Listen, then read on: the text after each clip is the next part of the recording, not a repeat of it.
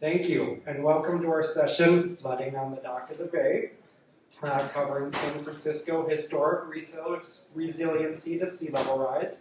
I'll start by introducing the panelists. My name is Alex Westhoff. I'm a planner with the Marin County Community Development Agency, working on sea level rise adaptation. I've co-authored 2 vulnerability assessments for Marin, as well as the adaptation report, and co-created the Game of Floods. Previously, I've had about 15 years of experience in the public sector within the San Francisco Bay Delta area, including 7 years with the Delta Protection Commission, working to establish California's first National Heritage Area, still pending. Presenting with me is Justin Vandever, a coastal engineer and project manager at AECOM, with 10 years of consulting experience in coastal science, engineering, and climate change adaptation. Justin's work at AECOM supports coastal and estuarine projects in San Francisco Bay and along the Pacific coast. Over the past several years, Justin has supported the Adapting to Rising Tides program in San Francisco Bay, developed a climate change training toolkit for the Urban Sustainability Directors Network, and provided coastal engineering expertise to the San Francisco International Airport to support the design of adaptable shoreline protection infrastructure. James Mallory is a project architect and manager at Perkins and Will. Previously, James earned his PhD in San Francisco urban history from UCLA. Over the past 12 years, he has worked at Perkins and Will, primarily on local San Francisco adaptive reuse projects. Recently, he has worked on a number of planning projects that attempt to address resilience and sea level rise, particularly in the Mission Bay area. And finally, Stephen Reel, Resiliency Project Manager with the San Francisco, who delivers capital improvement projects, including the Port Seawall Resiliency Project. He is a licensed civil engineer with a master's degree in structural engineering from Stanford. Notable projects include the Port's Brannan Street Wharf, Pier 43 Gray Trail Link, design of the earthquake retrofit of BART's West Oakland Station, and design of the Illinois Street Intermodal Bridge. So Justin will begin with sea level rise science and models. Next, I'll discuss cultural resource vulnerabilities and general adaptation strategies. James will then overview the cultural history of the San Francisco Bay seawall and infill development.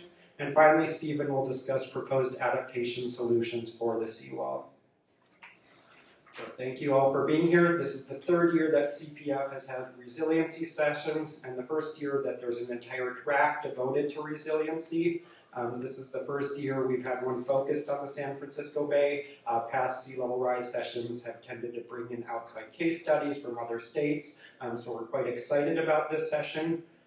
Today's session is especially timely, as in 2016, the San Francisco seawall was designated by the National Trust for Historic Preservation as one of the 11 most endangered places in the United States due to these sea level rise and seismicity threats.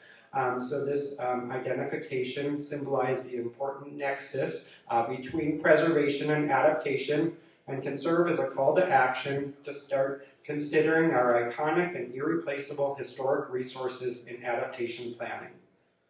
Oftentimes, sessions such as these lead to more questions than answers, mainly because climate change is unprecedented and we are still working towards solutions considering costs, impacts, and values.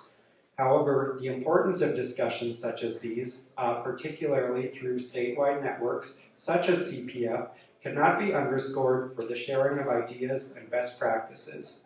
So before we begin, I'll just share a few words of wisdom taken from UC Berkeley's recent College of Natural Resources newsletter on climate change and the future of California. The challenge is multidisciplinary. The important ideas from the fundamentals of physical science to public policy and governance are intertwined. Number 2, global challenges, local responses. Understanding place-specific geology, climates, community values, and institutional structures is critical to crafting solutions. Number 3, it takes a village or several villages. Issues such as sea level rise cannot be solved by a single community. Number 4, focus on solutions, as bad news doesn't help anyone. And lastly, hope lives in California. This is the world's 6th largest economy, home to Silicon Valley, numerous great universities, natural and cultural diversity, and Californians value environmental responsibility, and our politicians are among the world's leaders to meet these challenges. And with that, I'll hand it over to Justin.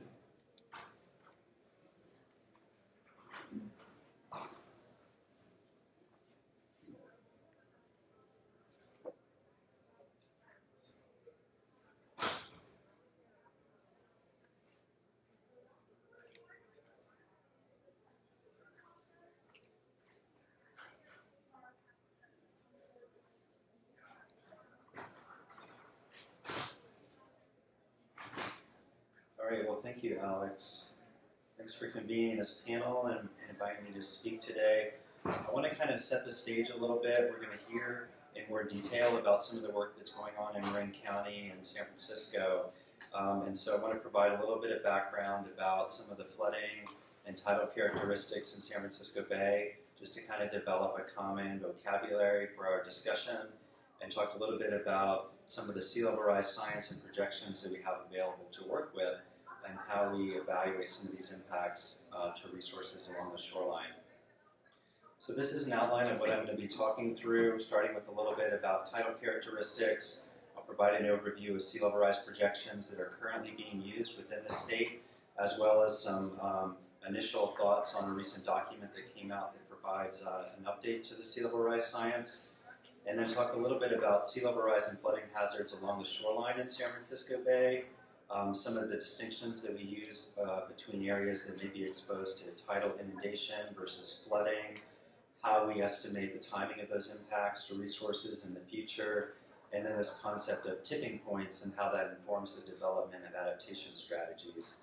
And then a quick summary of some of the available tools and models that are available for you to do your own assessments of impacts to your own resources. So San Francisco Bay is a really unique hydrodynamic environment. It's very complex, and there's a lot of variability in the tides around the bay. And so I wanted to just provide maybe a quick little accounting here of some of the different factors that contribute to water levels within the San Francisco Bay.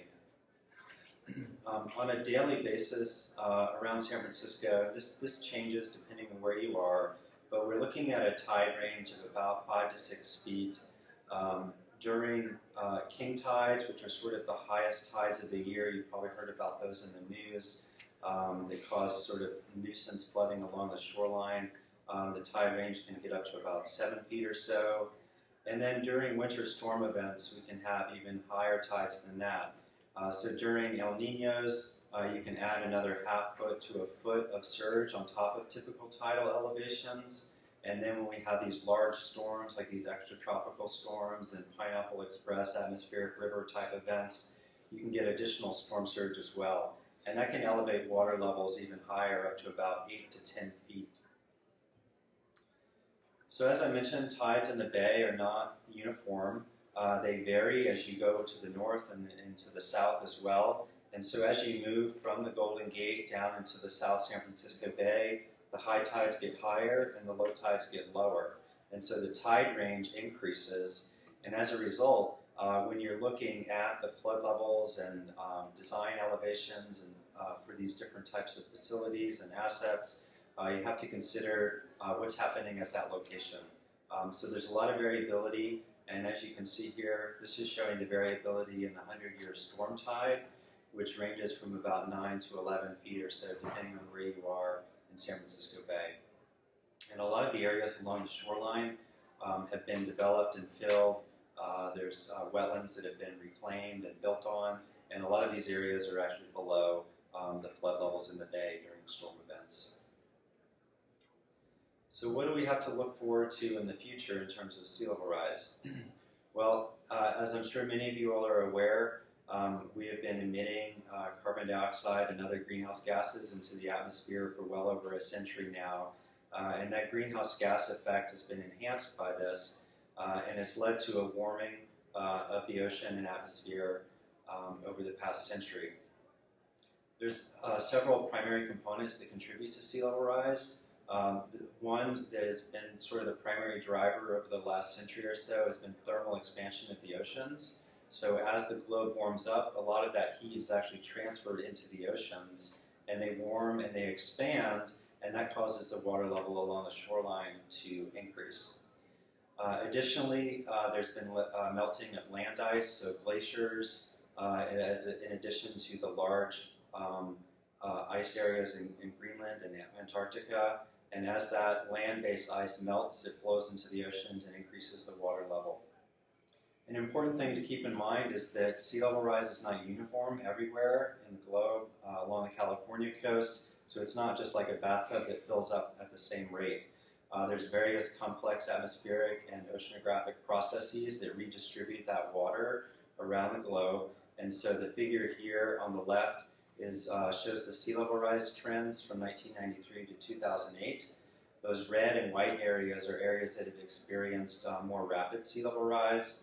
The blue and purple areas have experienced less sea level rise. And so it's important to realize that this is not uniform. And the figure on the right shows some of the more local sea level rise projections in the San Francisco Bay Area and Central Coast. And you can see that they vary from something on the order of about a .5 millimeter per year up to 2 millimeters per year. And so in San Francisco Bay, we've seen about 8 inches of sea level rise over the past 100 years. And of course, that's projected to increase in the future as these various processes associated with global climate change ramp up. So this is a graph that shows the historical tide record at the San Francisco Tide Station, which is the oldest tide station on the West Coast. It has records dating back to the 1850s. And you can see that there's a pretty consistent trend of about 2 millimeters per year. And what this means for us so far to date is that we've seen an increase in the frequency of these type of nuisance flooding events like king tides. In the 50s through the 70s, we had about 5 days per year where we had tides that exceeded the 7-foot level. More recently, since the 1980s through the present, that's increased to about 12 days per year. And so this is coming a lot to the forefront. It's been getting a lot of coverage in the media and the news, and I'm sure you've seen pictures not only in San Francisco Bay, but in Newport Bay and up in Humboldt Bay as well, these low-lying areas that are exposed to increased tidal flooding. So as Alex mentioned, we're very lucky here in California that we have a lot of resources. We have a lot of good science folks working in the area to help us understand both the historical and future changes that we might see. These are 2 reports that are kind of science-based reports that provide information on sea level rise projections in California. The first is a study that was completed in 2012 by the National Research Council, and it provides sort of the foundation for the sea level rise projections that are currently being used for planning and design. Just last month, the state released a new science report called Rising Seas in California, an update on sea level rise science. And this is part of the state's efforts to revisit the sea level rise projections that people are using and make recommendations on what they should be using moving forward. So this is a really very interesting read. I don't know if I would say to dig into it, but if the topic is of interest to you, there's actually quite a lot of very interesting information in there, which I'll talk about in just a second. But the premise behind this is that it's providing the scientific basis for reevaluating those projections, and we're anticipating that the state may release new sea level rise guidance in the new year. So this is what we're currently working with in terms of sea level rise projections in California. These are the NRC 2012 projections. You have to really get in there and kind of figure out what they're saying, but sort of the typical interpretation of these projections is that you often will use like a mid-range projection, and for some projects you might consider a high-range projection. And so this mid-range projection is kind of what some people will refer to as like a most likely projection. And this is on the order of 11 inches of sea level rise by 2050 and 36 inches of sea level rise by 2100. Now for certain projects, critical projects, hospitals, critical assets, transportation assets, sort of the state of the practice is that you would consider these higher range projections, just given the uncertainty, the fact that these type of assets will be in place for a very long time. You may have a low risk tolerance for impacts to them as well. And so those high range projections are more like 24 inches of sea level rise by 2050 and 66 inches, so 5.5 feet by 2100. So the selected amount of sea level rise, a lot of times we work with the engineers and they say, just give us a number, and it's not quite as simple as that. It depends on a lot of different factors. How long is the asset going to be there? What's the planning horizon? How critical is it? And what's your risk tolerance? So the main key point here is that you want to consider a range of potential features and then pick a value that makes the most sense for your project. So the new sea level rise document that just came out last month provides some additional insights into sea level rise projections in the future. Perhaps one of the most interesting aspects of that report is the discussion that it provides about the Antarctic ice melt dynamics. It's an area that's rapidly evolving in terms of research and understanding. Also, the melting of land ice from Antarctica has an amplified effect along the California shoreline. So it's actually very interesting, and what it tells us is that what's going on in the Antarctic, particularly the West Antarctic, actually has very important implications for California. So if we look at these values compared to what we're currently using, what's been sort of pegged as the likely range in this new report is 19 to 41 inches of sea level rise by 2100. So that matches up pretty well with the 36 value that we've been using. And then the unlikely but possible high range is around 53 to 83 inches by 2100, and that matches up pretty well with the 66. So these are somewhat consistent.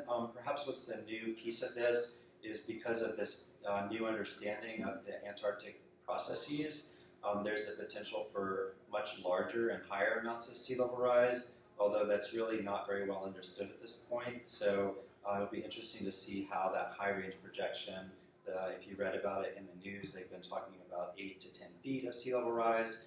So we'll see how the state incorporates that into their new guidance. Okay, so I want to talk a little bit about how we use this understanding of coastal flood levels and sea level rise to look at projections and impacts along the shoreline. So this is an area along the southern portion of San Francisco at Hunters Point. And what I want to stress here is that when we're talking about sea level rise impacts, so a lot of times you'll hear people say this area is below sea level or it's going to be impacted by 36 inches of sea level rise. It's important to understand like what type of frequency and depth of flooding that you would expect during an event like that.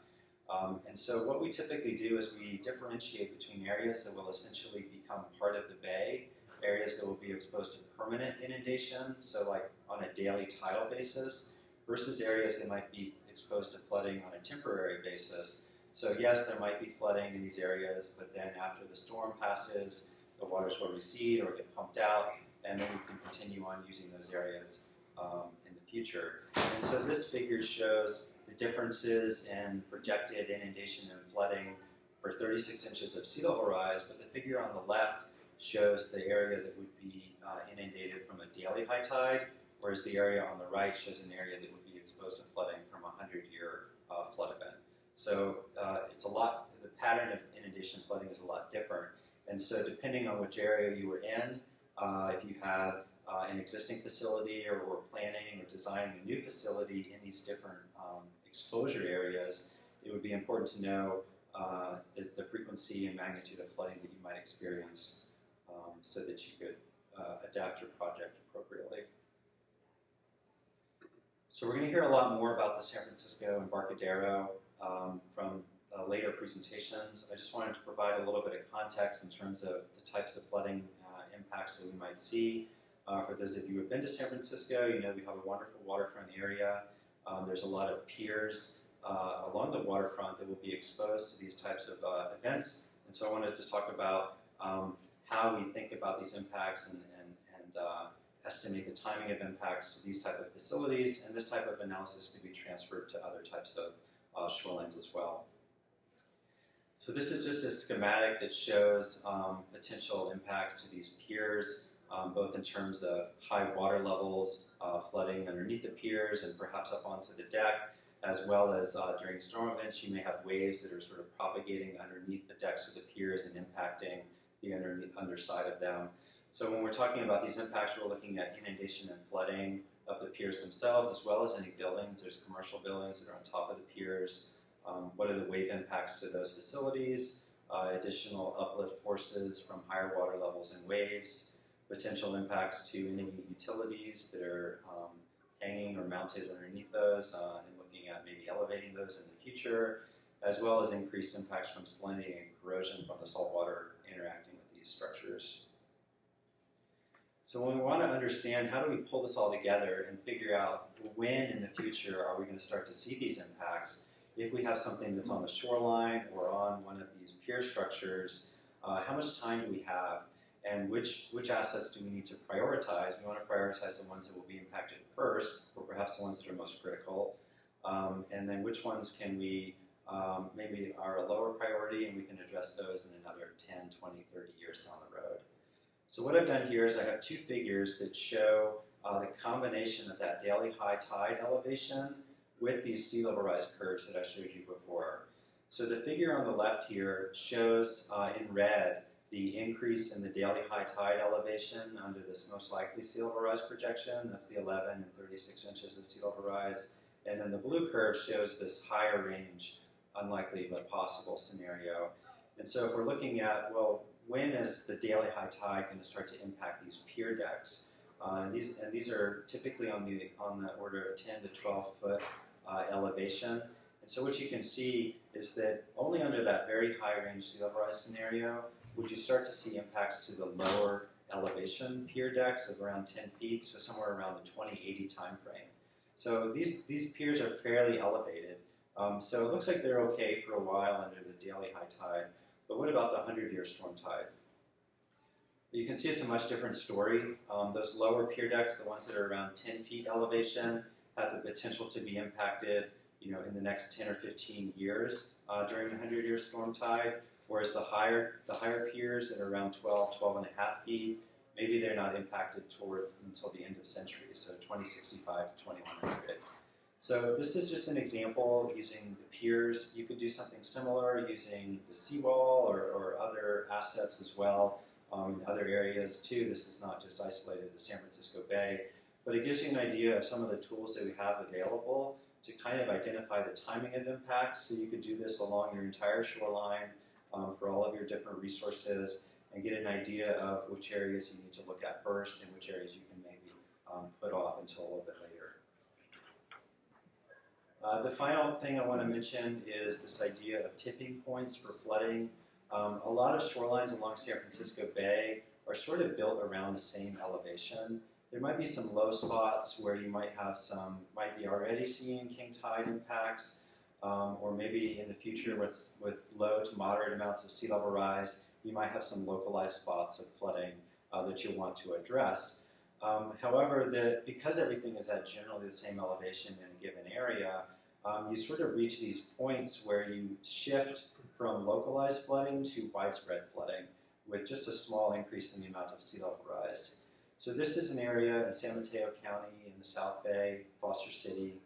It's a low-lying area that's protected by a system of levees along the shoreline that are all generally at about the same elevation. And so what you can see on the left here, this green area is all the area that's below the flood elevation in the bay, but it's protected from flooding by levees. So according to this mapping that was done as part of the Adapting to Rising Tides project, the levees would be sufficient up to an elevation of about a 100-year flood event plus 6 inches of sea level rise. However, as you move from just 6 to 12 inches of sea level rise, all of a sudden you start overtopping that levee, and that entire area back there, a lot of residential areas, Highway 101, could potentially be exposed to flooding. And so, as you might expect, the city is currently evaluating options. They're looking at a $90 million infrastructure project to upgrade the levee and bring it up to current FEMA standards, as well as accommodate future sea level rise. So just some of the tools and models that we have available to us, both at the federal and state level. The USGS has a project called Our Coast, Our Future, which covers both San Francisco Bay and the open coast of California. And so they've released maps looking at future flood conditions both flooding and erosion, and that covers the Southern California area as well along the open coast. FEMA has their flood insurance rate maps as well. That's kind of the historical standard of what's been used to assess flooding, as well as these new products in San Francisco Bay called increased flooding scenario maps, which show the projected increase in the coastal floodplain from an increase of 1 foot, 2 foot, and 3 feet above the 100-year flood elevation. I mentioned the Adapting to Rising Tide study in San Francisco Bay.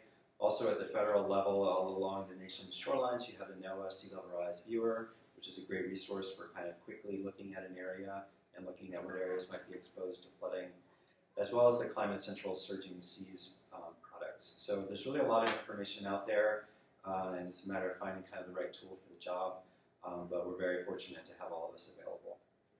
So with that, I will conclude my presentation. Thank you. Thank you, Justin. Now I'll talk about cultural resource vulnerabilities and some general adaptation strategies. So again, I work for Marin County, and Marin County is just north of San Francisco across the Golden Gate Bridge, and we are fraught with sea level rise and flooding challenges. We're surrounded by water on two sides, so we have programs in place.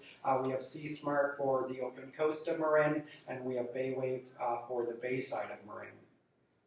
So these are just some recent photos from Marin County. You may hear about it on the news. At king tides, often some of our major transportation infrastructure gets flooded, causing all sorts of complications for commuters and emergency access. For example, this past winter, Highway 37 was flooded for a record 27 days.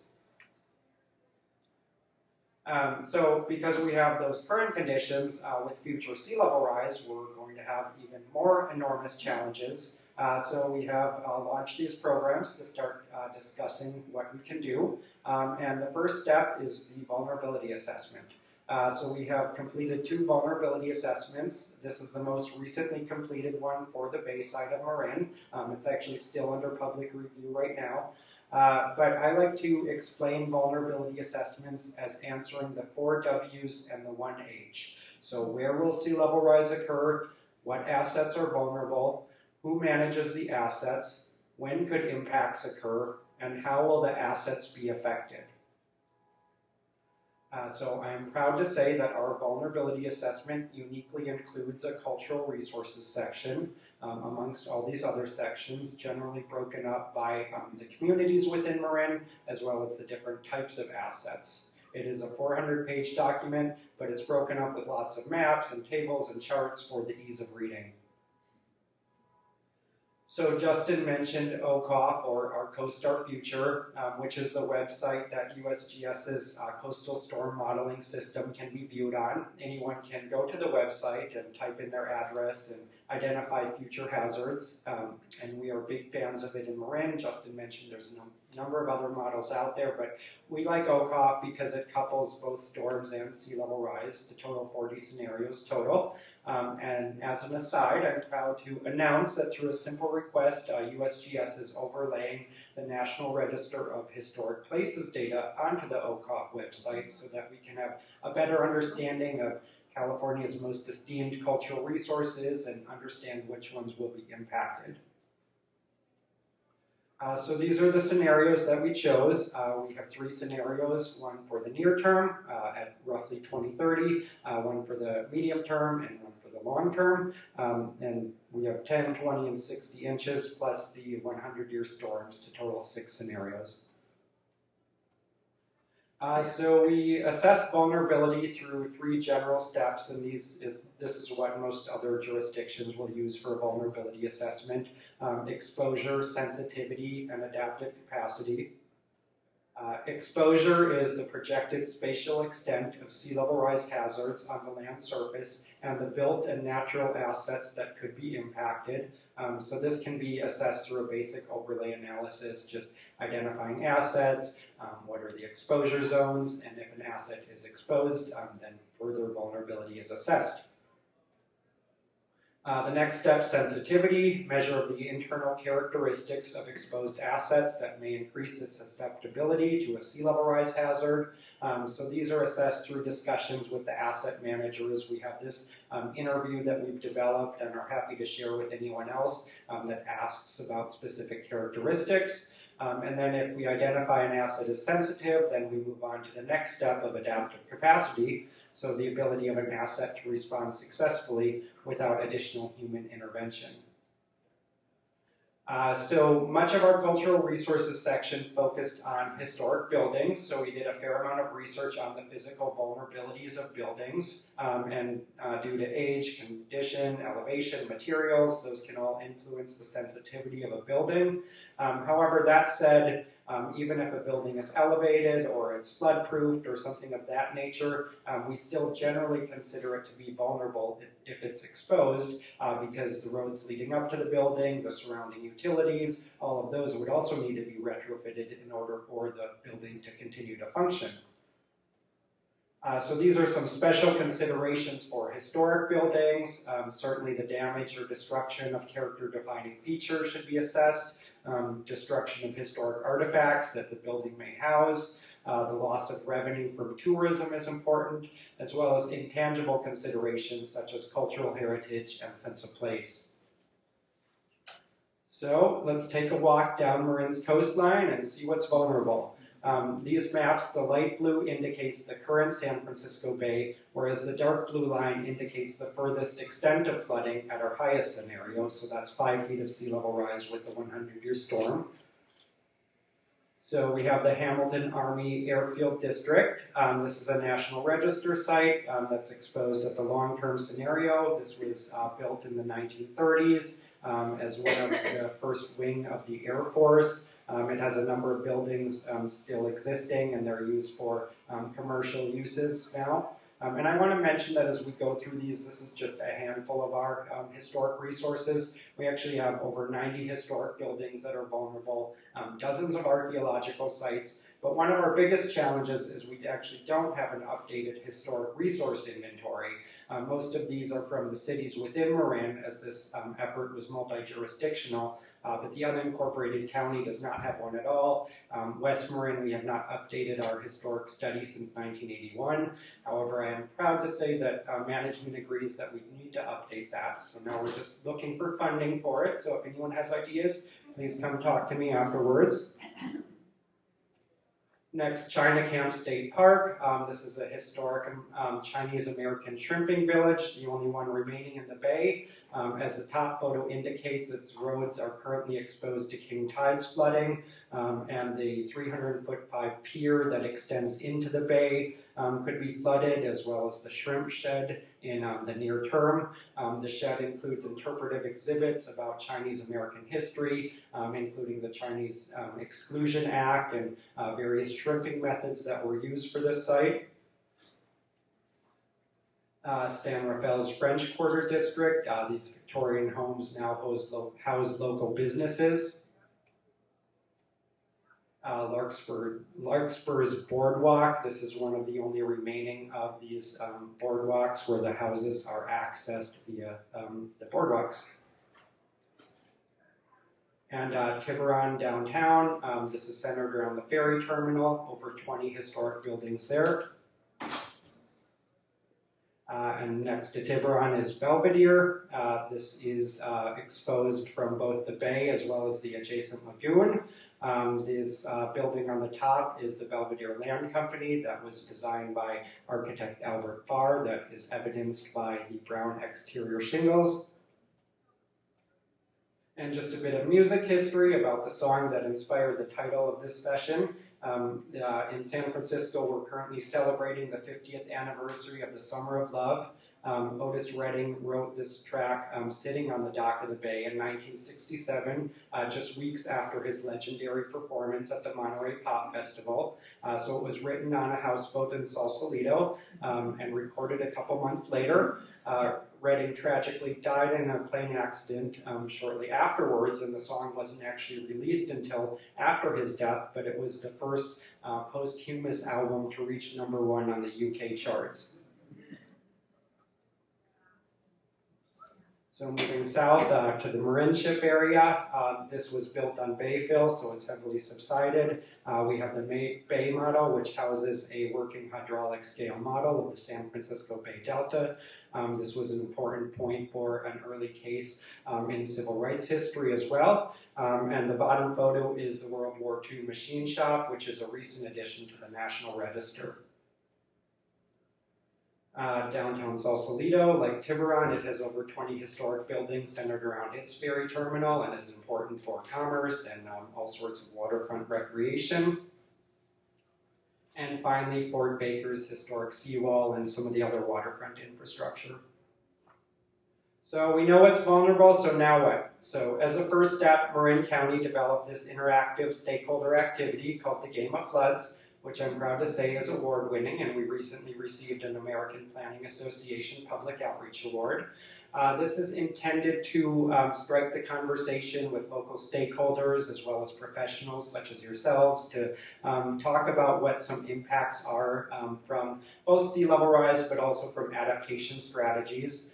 This particular version, the Preservation Edition, includes a number of resources of cultural importance, historic downtowns, state parks, historic homes, and many other things, so that we can talk about what strategies are applicable, building elevation, coastal armoring, what impacts will all of these things have on the character of the communities. So when we do Game of Floods presentations, we do a PowerPoint such as this that just outlines different types of adaptation strategies so that community members can learn about them. So I'll share just a couple of some of the main types of adaptation strategies. Generally, they're broken down into 4 categories. This graphic is from the San Francisco Sea Level Rise Action Plan. So accommodation basically means retrofitting assets so that they can remain in place. There's protection measures, both engineered or natural solutions, that also allow the assets to remain in place and keep water at bay. And finally, there's retreat, which means removing assets and people altogether from the hazardous areas to allow nature to take its course. So building elevation, this isn't a new concept. Flood-prone cities like Sacramento and New Orleans have been elevating buildings for quite some time. In the Mississippi area, after Katrina, there was a lot of interest in building elevation. So they developed design guidelines for the historic districts so that they could elevate buildings with minimal integrity impacts through things like vegetation and lattice screening. And when we do these types of presentations, we like to point out the costs, environmental impacts, as well as social impacts. Building elevation is less expensive than some of the other strategies. Costs generally encumbered by homeowners. In some cases, FEMA grants may be available, and it is not too impactful on the natural environment and can allow communities to remain in place. However, it's questionable how effective it is in the long term, even if the building is elevated. As I mentioned, roads, utilities around it could be flooded, and therefore it can't be accessed or used. Floodproofing, similar to building elevation, can be used for storms and temporary flooding, not too expensive as well, not too impactful on the environment. These photos are from the Heath Ceramics building in Sausalito, which uses a combination of flood walls and floodgates and waterproof paints and pumps because it is already subject to king tides flooding. This interesting concept of amphibiation, where homes are actually retrofitted with buoyant foundations so that they can float when flooded. This is actually worth considering for historic districts because much of the time the building will look the same. It will have minimal integrity impacts. Again, though, we're not sure how effective it will be for permanent sea level rise, but for temporary flooding, it's certainly worth considering, and it's also cheaper than elevation. Coastal armoring, this can mean levees, seawalls. There's levees and seawalls come in all sorts of shapes and sizes. The Sacramento-San Joaquin Delta has 1,100 miles of levees that protect some of our nation's most productive farmlands. Whereas Japan, they have this massive super levees that are protecting dense urbanization from extreme flood events. Seawalls, there's the seawall in Galveston, Texas, which successfully protected the community against 1983 Hurricane Alicia. Floodgates, these images are from the Netherlands. The Great Flood of 1953 killed nearly 2,000 people in the Netherlands, as much of the country is at or below sea level. So the Dutch government implemented the Delta Works project that's intended to protect against the 1 in 10,000 year storm event. So these are extremely expensive pieces of infrastructure. They can have negative environmental impacts, particularly if closed all the time because they can block sedimentation and wildlife passage. However, they can be effective in the long term. Living shorelines, this is a big deal in the Bay Area. We've lost about 95% of our wetlands since the gold rush, so wetland restoration is of critical importance. Last summer, Measure AA passed, which is a $12 parcel tax increase for 20 years. That's going to fund $500 million of wetland restoration in the San Francisco Bay. So there's different types of living shorelines. There's oyster beds, there's wetland restoration, there's kelp beds. There's also this interesting concept of the horizontal levee that's shown in the upper left. This is a restored wetland that gradually increases in elevation and has a levee on the landward side of it. So that's intended to protect against both storms and permanent sea level rise. It's a great idea, however, we still need the science down to really demonstrate its effectiveness, but currently there are pilot projects in the Bay. Beach nourishment, like wetland restoration, has potentially beneficial environmental impacts. This example is from the Venetian Court Apartments in Capitola, one of California's first condo developments. It can be effective in the medium term against flooding and storms. Ocean Beach in San Francisco also has plans in place for beach nourishment. And finally, retreat. We don't have a lot of examples of managed retreat, but some of you may be familiar with the Cape Hatteras Lighthouse on the East Coast. So this iconic structure was moved by National Park Service in the 90s, as there was already evidence of sea level rise and erosion that was threatening it. It cost about $12 million total. It took it out of the historic context. However, in the long term, it is now in a much safer place, so it is protected. Finally, unfortunately, not all of our historic sites can merit the same, well, they don't merit it, but perhaps there isn't funding available to protect or relocate or elevate all of our historic sites. So documentation may be important for those that we can't save. Perhaps HAB's documentation will take on a new life with sea level rise and climate change. So when we talk about the game of floods, we also want to emphasize the importance of hybrid strategies. None of the solutions that I just presented will work fully alone. It's important to think about them in combination with one another. Some of them work in different parts of the landscape. Some of them work in different times. Some are near term, some are long term. So we encourage folks to think on the landscape scale as well as time scales. And so why is this important? Why does any of this matter? I'm certainly preaching to the choir about the importance of historic preservation, but these sites certainly have economic benefits, heritage tourism, revitalization, but also just to build climate awareness. The polar bears are the charismatic megafauna of climate change, but certainly historic sites can be valuable and iconic, used both locally and nationally, and to build awareness around climate change. So I encourage folks, certainly you're here because you have a passion for preservation and historic sites, but find out about what's going on here in your community and talk to your local political leaders as well as your city staff, and make sure they're aware of what historic sites are threatened, because as a public employee, I assure you that we will listen. Thank you.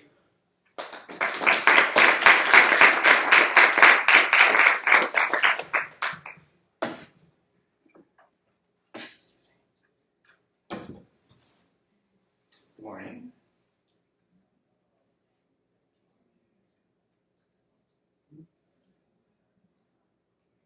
It's good to be here. As Alex mentioned, my background is in both history and architecture, and so I really like putting those two pieces together, which is why I'm here. When I was in grad school, I remember sitting down with my advisor, and he said, "James, look for the irony in history."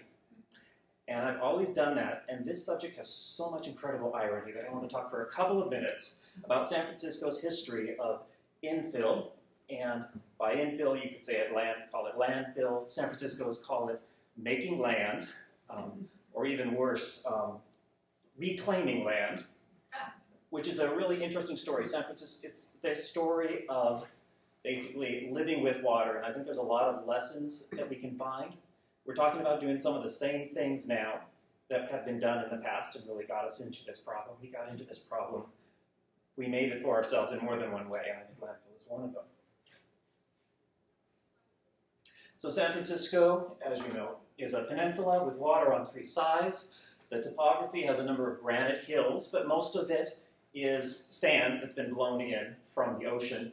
And then originally there were wetlands, up to 95%, that surrounded the entire land. The secular settlement, or pueblo of San Francisco, dates back to the mid-1830s. And it was started as a trading post between the Mexican ranchers and mercantile trade with the East Coast. It was specifically at this point, this is Yerba Buena Cove, just to locate where we are. The easternmost street, originally, right here, is current-day Montgomery Street. And so it was a very thin piece of flat land. Flat land to the original San Franciscans, the boosters, was highly prized. They did not care for the steep slopes. They didn't know really what to do with it. And in front of Yerba Buena Cove was a large tidal mud wetland. They did not value that. Ships had to be out further. And here's our picture looking at Telegraph Hill on the right. So over the next couple of decades of settlement, Yerba Buena, the city of Yerba Buena that became San Francisco, built a number of boardwalks that basically extended into the wetlands, into the cove. And a pretty quick solution for the boosters who were concerned about creating a city that would be an imperial city and would hold vast amounts of Pacific Coast mercantile. Divided Yerba Buena Cove into water lots, sold them, and then the process of filling in the water lots began very quickly. We're looking at a ship that is found now and then, as we know. This image shows the original water line with the water lots extending out into the cove, and then Portsmouth Square, which was the original gold rush square. Telegraph Hill is beyond. The steep slopes were not desirable. They were again trying to make flat land. To the right was Nob Hill, and the Chinese were told, we want you to work for us, but go and live on the undesirable slopes. And that's where Chinatown is today. The infill continued. This is the late 19th century, actually 1853 on the left, today on the right.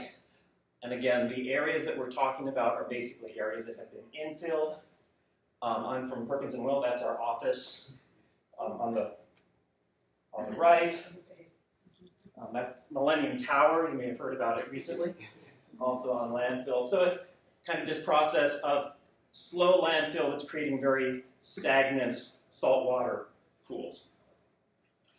Putting these two maps together, the effect of infill and its relevance to sea level rise is pretty clear. On the left, 1851, and you can see the original coastline, very comparable to areas that we are going to see problems with sea level rise. And I want to point out one thing, which is the south of Market, right over here. You don't see it as the original coastline, but it was marshy land that was also infilled. And so we have the same lowland experience there. Looking at the south of Market, here is our stream leading to Mission Bay, which was once the bay. A number of plank roads were created in the 1850s. The Mission Plank Road, current Mission Street, was built over landfill. Originally, when piles were put in the wetlands, they just disappeared. Folsom Plank Road is also to the south. That one was known for floating away in king tides. And then more in the Mission District, we're looking at Mission Creek, which leads to Mission Bay. And I just want to point out, of course, the creek today is almost completely gone. But right here We're looking at a small area known as the Willows. It was a 19th century pleasure garden, which is a whole other story, but it was on the wetlands, and it had a notorious roadhouse and other things going on. But it was basically part of the wetlands. It was a suburban attraction for the urbanites. It was about 20 feet below the land all around it. It flooded very, very often. It was only open for 3 years. When it flooded the last time, they never reopened it. Where did this infill come from? Much of it came from sand itself. This is an image of the steam paddies. They were called paddies because they were references to doing the labor of 20 Irish laborers. But basically it was in the early 1850s the process of hauling sand, dumping it first in Yerba Buena Cove, then the wetlands in Soma, and then Mission Bay. And if you go see excavations there today, you'll often find sand. I get very excited when I see sand. Another source of infill was basically San Franciscans deciding to cut down mountains and hills, the ones that they had. This is the 2nd Street cut in the 1860s. Irish Hill, Telegraph Hill all have similar stories of infill, sending it to the bay. Up top we can see precariously perched the mansions of Rincon Hill. They're about ready to move to Nob Hill. And of course earthquakes and fires. There were several fires in the 1850s. Most of that was dumped into the bay. And then we have an earthquake in the 1868, of course 1906. Both of these structures are at 18th and Valencia, former site of the Willows Pleasure Garden. Okay, Mission Bay itself was, of course, a bay. It became industrial very early. That's why they did the 2nd Street cut, was to connect it with a straight road from Mission Bay to downtown. There was a great deal of whaling, gas works, shipping. I just point out Butcher Town at the bottom, that's after the earthquake.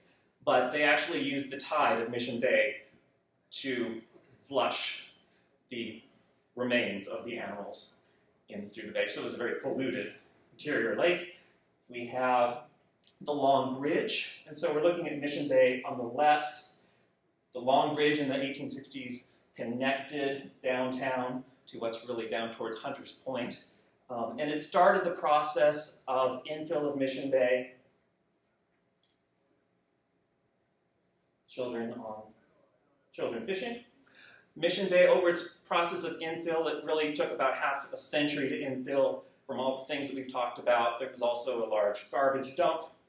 But by the 1870s, 1880s, you find that the railroads began to acquire large areas, about 150 acres. And so what we have today is really what's still there after being very large rail yards. One of the issues that we're finding today in Mission Bay is subsistence. This is the strata development, Mission Bay and 4th Street.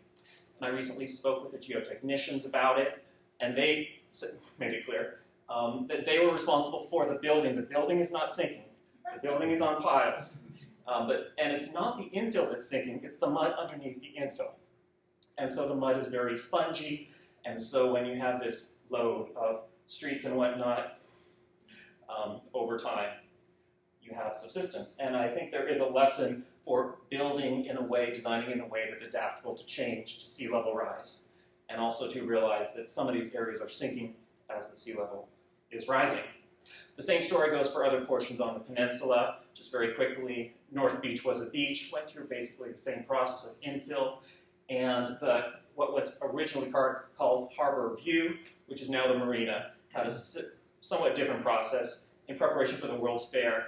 By then, they didn't use it as a dump. It was, quote, engineered fill of 70% sand, 30% mud, for about 70 acres, up to 20 feet of sea level, or sea infill, and did not do well in the Loma Prieta earthquake. So we have all this condition of infill. Very quickly, it became clear that tide was modifying the shoreline, and San Franciscans, and also through the state, developed a seawall, which is our new current. I'm not going to call it historic. perimeter, and I'm going to leave some of this for our next discussion.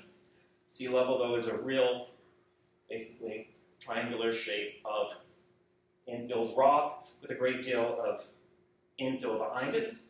So some design ideas today. And so these are some things in my office that we have been talking about.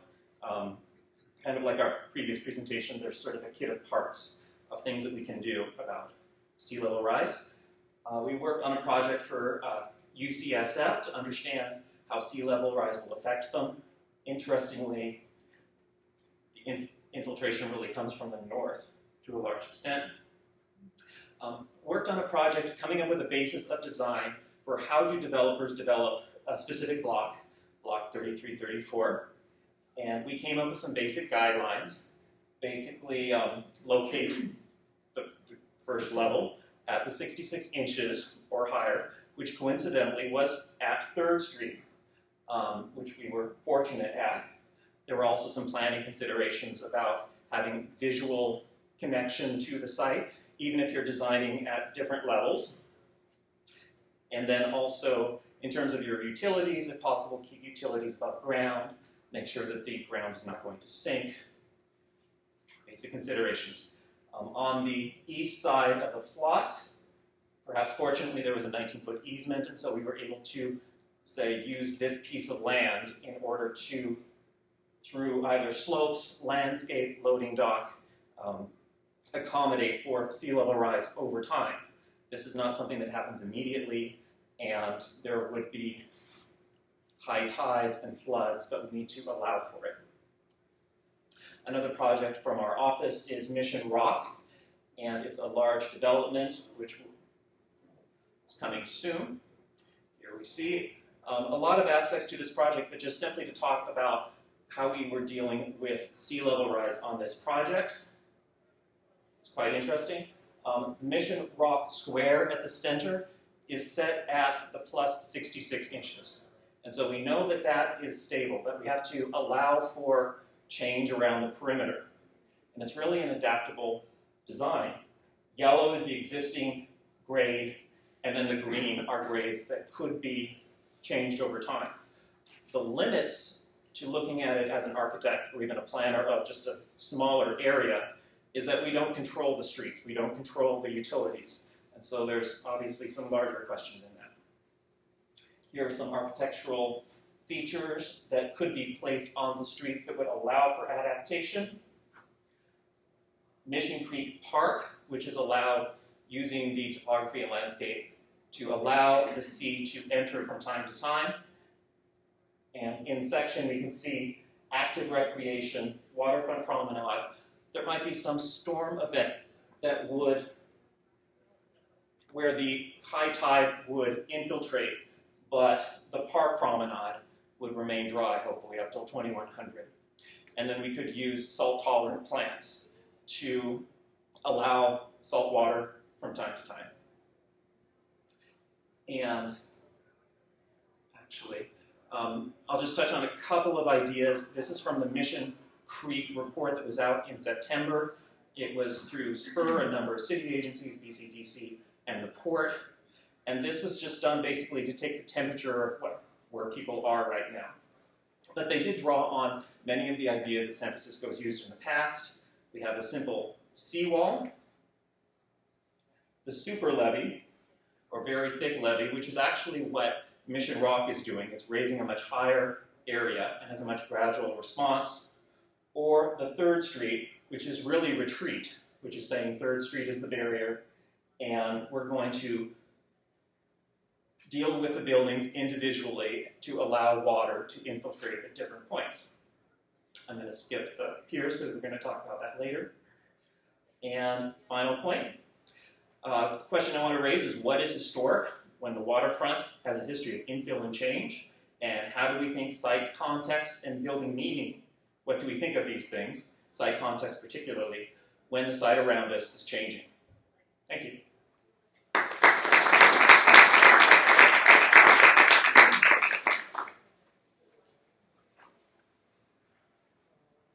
Good afternoon, Stephen Real with the Port of San Francisco. I recently played the game of floods in my community. And it was interesting. There were 8 of us at the table, and we could not agree on anything. And I think that's important to recognize as we move into this new paradigm of changing waterfront sea level rise. There are certainly challenges, but there are opportunities here. Port of San Francisco, this is San Francisco, and the end of century sea level rise vulnerability areas actually doesn't look too bad. San Francisco is a pretty high city. It's not like Miami and other areas of the bay, which large areas of land will flood. In San Francisco, it's the filled lands primarily along the bay. And the Port of San Francisco, all of our facilities are on these filled lands. That dashed line is the Port of San Francisco. We've got about 7.5 miles of waterfront. And we have 3 National Historic Districts in this area. The Embarcadero National Historic District, just voted one of the 11 most endangered national resources. The relatively new Union Iron Works National Historic District down in the south at Pier 70. And there's a Northeast Waterfront Historic District as well, along with many other resources in the area. I'll focus a little bit on the Embarcadero because the Port of San Francisco is kicking off a seawall resiliency project, and deals with 3 miles along the Embarcadero. The history in this area, you heard a little bit already, but it was really the state stepping in and transforming this tidal marsh into a maritime mecca through the construction of the seawall, which was built starting in 1878. It took about 4 decades. It's 3 miles long, resulted in about 500 acres of new land. And I'm going to talk a little bit about earthquakes too, because there aren't silos when we talk about these things. And the filled lands along the bay, incredibly seismically challenged. They're also the first impacted by sea level rise. When you look at this map and the construction of the seawall, the ferry building in the middle was there at the time of 1906, and the rock dike portion of the seawall north of the ferry building was in place in 1906. But all the other resources we see today and have enjoyed, they weren't there in 1906. This is the first drawing of the seawall. Essentially what was done was to go out into the bay, dredge a trench through the bay mud, about 30 feet deep, 100 feet wide, and then to start dumping rock into it in a pyramid shape until you got above the tide. A lot of the rock came from Telegraph Hill.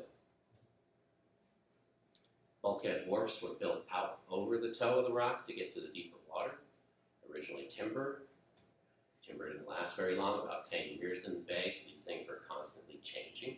Piers were coming and going, wharfs were coming and going. After the 1906 earthquake, transitioned to concrete construction. We still have a lot of these along the waterfront here, concrete wharfs, piers. This is construction out by Pier 34 and 36, which are no longer there. This is section 11 of the seawall. You can see gentlemen standing on the rock dike. And to the left side is the Embarcadero roadway, that water that will get filled in. Here you can see the construction taking place out in the bay. It allowed the city to continue functioning behind. And then this is interesting, this is the fireboat house. And you're looking at the Embarcadero here. The bay is out past the fireboat house. To the north of the ferry building, those original timber wharf and piers, they were removed in the starting about 1915, and that's what we have out there today. About 1930 or so, it's full build out. So we've got major seismic issues in the Bay Area. 72% probability of a major earthquake by 2044, according to USGS. We've been through an historically quiet period of seismic activity since 1906. The stresses were relieved from that massive earthquake. Stresses are building back up. We can expect a much more active seismic future. And just to compare 1906 and 1989, the seismograph in Germany recorded both. 1906 earthquakes at the bottom, there's about 60 times the energy that was released. Really, the 1989 earthquake in San Francisco, we wouldn't have expected much damage. So what happened on the waterfront in 1906? This happened over near our cruise terminal. This is evidence of lateral spreading and liquefaction. So the rock dike was in place here, and it moved bayward on the order of several feet. Some of the timber piers collapsed.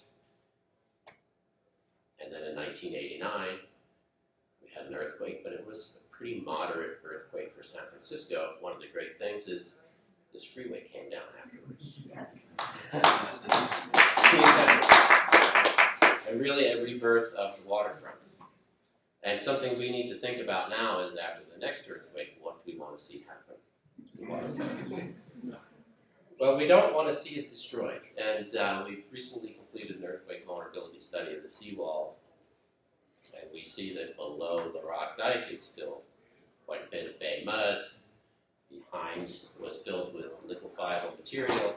You combine those two and you get movement towards the bay of the rock. The rock will likely stay intact.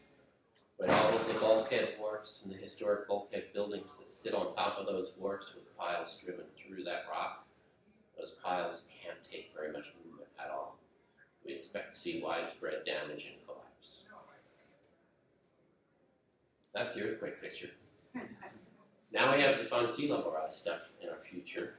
8 inches of sea level rise over the last 100 years or so, 12 to 24 inches by 2050, 36 to 66 inches by 2100. This is profound change for the waterfront. Today, we can see a little bit of this. We have nuisance flooding in the king tides. This area of the waterfront has very deep bay mud. It's subsided over the years. It's one of our lower spots. If you look at the 100-year flood risk today, it's around the ferry building. It actually gets right up to the Muni tunnel on the Embarcadero, which would flood BART and Muni, the Transbay tube. So that's something we need to deal with right now. With 12 inches of sea level rise, you can see flooding just starting to come in a bit, a few blocks of downtown, but manageable. You know, manageable. The finger piers, you can do flood proofing on the finger piers. It's manageable. 18 inches of sea level rise, starting to get to a tipping point somewhere along here. And with 24 inches of sea level rise, it really feels like you've hit a tipping point. There's regular flooding along the waterfront, regular flooding of the finger piers, waves coming over the top of the finger piers. Really doubtful that we can flood-proof these structures at this point. This could be here by 2050. And with 36 inches, we've passed the tipping point, certainly. And then 66 inches, we need to have already implemented something new for the waterfront well before 66 inches. That could be here at the end of the century. And if you play the game of floods, you know no one can agree on what to do. So we need to talk about it. What's at risk along this portion of the waterfront? Over $25 billion in assets and economic activity takes place just in this 3 miles. We've got 24 million visitors. We've got significant multimodal transportation infrastructure, utility infrastructures in this zone. It's the Embarcadero Historic District. It's a cultural icon of the city. We have some concepts, and this is, we're at a very early planning phase of this project. And don't get too excited about these concepts. But you just have to start talking. And this is really the engineers saying, what can we do? Let's not get too far into the dialogue with stakeholders and community engagement and values. Let's just talk about some things that we can do. So for the seismic and for sea level rise, these things kind of combine. Really want to stop this movement towards the bay that happens. And one way to do it is to improve the ground. You can improve the ground out in the Embarcadero. There are techniques to do it. There's deep soil mixing, there's jet grouting, there are some other techniques. They're highly disruptive. They'll tear up everything out in the do it. But you'll stabilize the ground, and then you can raise that ground as well without it subsiding again, which is a problem if you do not improve the ground. So if you decide the line of defense for the city is going to be the Embarcadero, you can do this, you can raise it. You also stop the seawall movements in an earthquake. You can do some conventional type of retrofits on your bulkhead wharfs to keep them around for as long as possible through that next earthquake, but perhaps not through 36 inches of sea level rise, so maybe somewhere in the 2050, 2075 time frame. You can improve the ground right underneath the rock dike. There's a technique called jet grouting, which lets you drill small diameter tools in and use a water jet nozzle, mix in cement. Hopefully you won't destroy the rock dike when you do it. A lot of that jet grouting would get pushed into the bay, so there are environmental considerations. And where do you raise it in the future? Well, somewhere in this zone, probably. There's a structural solution. You could replace the bulkhead wharfs with, I like to call it the super bulkhead wharf, where you drive large diameter piles down through the rock dike into good material. And now you stabilize the rock dike. You get rid of this pushing towards the bay. It helps out the Embarcadero zone. And what do you do with the historic structures above? Perhaps you move them and put them back on top, perhaps. And then maybe you go bayward. So that's 66 inches of sea level rise. If it happens by 2100, it doesn't stop at 2100, it keeps going. In fact, that increased rate is projected to go on for at least another 100 years. You need room to adapt. And in San Francisco, I don't think retreat is on the table at this point. Maybe at some point it will be. But so if you think about adding room for adaptation for even more than 66 inches of sea level rise, perhaps you do want to start by going bayward. Bay fill is a huge concern, obviously. This is a solution that is minimum amount of bay fill I think is possible. You drive a sheet pile wall out in the bay, you drive another sheet pile wall or anchor pile wall. You're doing this with marine equipment. You hydraulically fill it from the bay, and then you mix it up with soil mixing equipment. You've got a great solid piece of land. And then behind here, you dewater and fill. Now, bulkhead buildings sit on land, not over the water. Is that a concern? It's a change for that resource. The building's still there, but it's no longer over water. So, moving forward, what do we need to think about for the preservation of the waterfront? What's important to us? One of the things is the city form of a finger pier waterfront. Right? That is character defining. We can still keep that. We may rebuild piers to keep that. We may build floating piers to keep that. But is that what's a defining feature? The finger piers themselves, you can flood-proof them up to a certain point. You can retrofit them. This is the exploratorium. Typically, the aprons are replaced. There's large diameter pile clusters out here and over here to kind of hold it into place in the earthquakes, keep those displacements down. But, do you raise it? At the same time, do you replace it, put the building back? And the bulkhead buildings. Again, major character-defining features of San Francisco in the earthquake zone, in the sea level rise flood protection zone. I'll move on to a couple of the other port areas. We heard a little bit about Mission Rock. I'll just mention that the piers, so this area is being raised about 66 inches or so. Theoretically buys about 100 years. There's a financing mechanism that's put in place where the development pays in through a CFD to pay for, so that money is available for adaptation measures in the future. The piers themselves, they're not being raised as part of this, right? So there's no solving the piers at this point.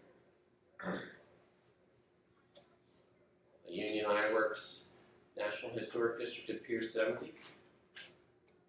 We've got several projects. We have Crane Cove Park, which the Port of San Francisco is completing. It's under construction now. That's a large new open space with one of the most important historic slipways and container cranes, or not container cranes, but original cranes as part of the park. We have ship repair, which we want to see continue. Our dry docks out there. The historic core is being reconstructed right now, and then Forest City's waterfront site is going through pre-development approvals at this time. That site will be raised about 66 inches.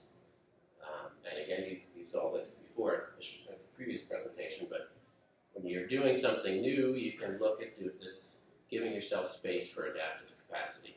All these developments are giving themselves space about 200 feet or so along the shoreline. They expect to adapt that in the future. We have historic resources in the Forest City site. This is Building 12, a very large shipbuilding building that is in the zone that's getting raised. And so they're evaluating, do we lift this building? Do we create a well around this building? Or do we just go in and raise the ground floor, bury it, essentially?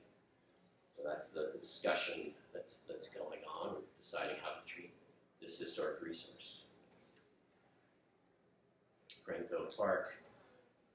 I'll just mention that, in the design of these projects, every project you design on the waterfront now, you have to look at sea level rise scenarios. Look at your functional life, your economic life of your investment. Look at this medium sea level rise, most likely scenario, the high sea level rise scenario. How does that impact your project?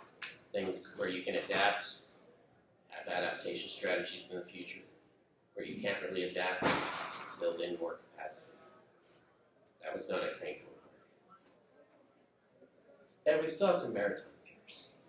So piers 80, 94, and 96 in the southern waterfront. These are where we still have maritime operations, and they're going to be key for disaster response. These piers are built on filled land completely. Sheet pile walls, filled land. Going to move around a lot in the next earthquake. And I think it's fascinating just to look at this photo and see how little capacity there is. The headroom between where the bay is and where this land elevation is. It doesn't take much. 18 inches of sea level rise. All this area needs to be transformed. With that, I'll conclude my presentation. Thank you.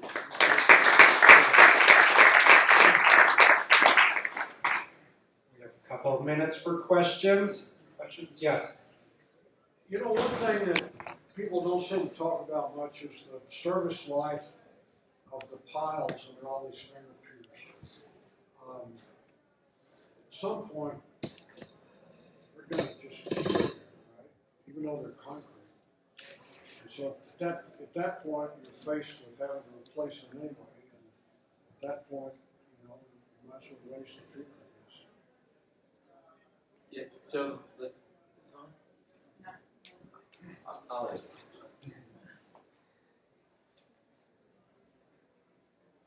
Reinforced concrete sitting in salty bay water typically doesn't last a lot longer than 50 years. Right? Maybe you can get 75 years out of it if you provide enough cover when you originally designed it. And then you go in and every time there's something that falls off, you patch it, you keep it going. We've got 100-year-old piles on many of these reinforced concrete piles. What keeps them going? Well, they wrap them. Is the one technique that's typically done. So, surprisingly, some of this rebar is still intact, and so you can wrap the pile and confine it with fiberglass or FRP jackets. And that'll buy you some time, 25, 30 years, 40 years. And then you have to look at the seismic stability of this whole thing, because they're all not, these are non-ductile concrete structures. They can't take much displacement. They're brittle. And so it's a combination of wrapping existing piles and building in new piles that can hold the structures in place. Replacing the piles in place, it's difficult. There are buildings sitting on top of them. So in order to drive new piles, you got to take the roofs off the buildings. Other questions? I'm curious if you can speak a little bit about communication strategies with the public about these types of, they're massive projects. And what's the message that how can we convince the public to spend a lot of money on these kinds of projects when, given our political circumstances right now, a lot of people are denying this is even happening at all. One person. Well, more than one person. I'll say something, because we did some polling. And we're searching for money. I didn't mention this, but we think we've got a $5 billion problem over this 3 miles. And we're targeting a $500 million immediate need. And by immediate, we're looking at a 10-year investment. So we're searching for money. We got our cans out. The federal government does not want to spend money, pre-disaster money, period. They don't. They don't do it for earthquakes, they don't do it for hurricanes, for sea level rise, they're not going to do it. Unless it's in perhaps the name of national defense. But everyone, states, mayors, local agencies, they're all screaming for this. And I think that's where it's got to come up. It's got to come from sort of the ground up to the feds. The feds are going to be behind it. There's no doubt about it. Yes, question in the back? Yeah, one of the options that you showed for the waterfront was to extend the waterfront out, thus creating more land and development opportunities, and really maintaining, if it's high enough, maintaining San Francisco for the foreseeable future. Could you talk about what is the pushback to that? Because there would be natural funding sources from the development that you would get of that new land. Okay, I think you're talking about the SPUR report, the last report. Yes. Okay, so I did not work on that report, so I'm just sharing what I'm seeing. But yes, the last option was to extend, basically create a new seawall that would be out further into the bay, and then to have a new saltwater lake. I thought that was very interesting because you're preserving the original water line and the piers, but the piers basically become bridges from one point to another, and they no longer serve their original function. But one thing that the report did point out is that, yes, it would create opportunities for development funding for those situations. So everybody's going to be looking for money for a sea level rise. These super levee concepts where you build new land and you now have development on top of them, that development pays for that defense system, that's going to be the way to go in many areas. There's natural resistance to that in San Francisco Bay. We've been fighting for years to keep from filling the bay. So this whole idea of filling the bay even more and putting development out there is a problem. The edge of the bay is typically public space. The Port of San Francisco, our lands are a public trust. They're held in public trust for all citizens of California. There are trust restrictions as to what can be done out on our piers, for example. And this is why, you go to the Port of San Francisco today, you see empty finger piers, you see decaying finger piers, these historic assets that we cannot economically improve because we can't put a use out there that would pay for it. The Exploratorium worked, it was a museum. I think that'll likely be the last one. And they have some maritime there. But, the economic situation right now, it doesn't pay for the improvements. So that it needs to be perhaps legislation changes, and the public, got to go to the public for a long time before the momentum's going to change to allow that. So we have time for one or two more. Yes. I'm just curious. I have a project up on the Sonoma coast that's trying to protect some cultural resources, and one of the big issues we have is a pushback from a certain commission. So I don't know if you guys have had issues with Coastal Commission and BCDC on some of your plans that you're coming up with, that are not liking what you're trying to do, or we're trying to work with them. Yes, well, we've been working on the update of our local coastal plan in Marin for over 8 years now. Unfortunately, the Coastal Commission did not accept our recent proposal, so we have a lot of back and forth with them. So we certainly feel your pain on that issue. BCDC, there has been more discussion, though, about reversing their infill policies to allow some fill in the bay, however, and they have a task force that's discussing this right now. So some of those policies may lighten up with time because they recognize the severity of sea level rise and the importance that some of these projects are implemented. One more question? Yeah. Yeah, I was just curious.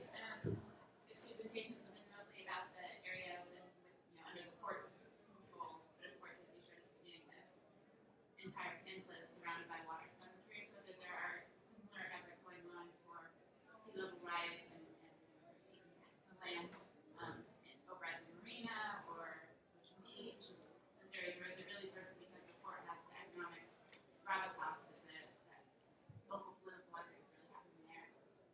Well, Ocean Beach has developed a master plan for sea level rise, so they're using beach nourishment and a couple other strategies, potentially realigning Shoreline Highway. So they do have a plan in place. Does anyone know of other plans that they'd like to mention?